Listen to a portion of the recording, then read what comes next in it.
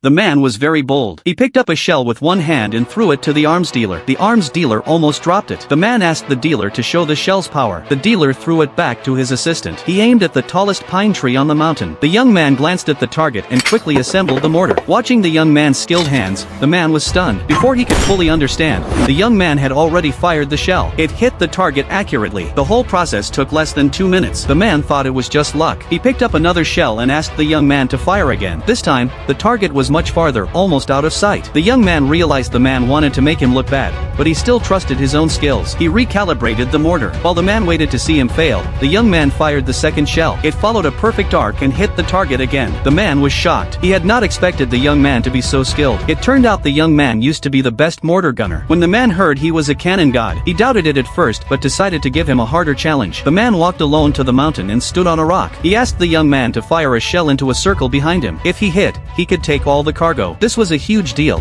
and the young man agreed immediately. But the operation terrified the man's assistants. At such close range, the debris could be deadly. The assistants drew their guns to stop him. The young man ignored the threats. He focused on recalibrating the mortar. Before anyone could react, the shell hit the area where the man stood. A huge cloud of smoke rose into the sky, but when the smoke cleared, the man was unharmed. The young man had used a smoke shell to avoid hurting him. The man walked over and pulled out a sack of money. He offered it to the arms dealer to hand the young man over to him. When the dealer refused, the man added another sack of money. The dealer still refused. The man became furious. "Either take the money or your life," he said. Seeing that the man was serious, the arms dealer wisely took the money and left. After gathering his trusted men, the man began a border drug operation. In fact, he had an undercover officer in his team. If the traffickers dared to cross the border, they would be defeated immediately. The traffickers boldly moved forward, paying no attention to the traps underfoot. Soon, they triggered hidden mines. Unexpectedly, they were ambushed, but they remained calm. They took steel plates from their bodies and used them as shields. Under the cover of the shields, they slowly retreated down the slope. The soldiers thought the traffickers were trying to escape,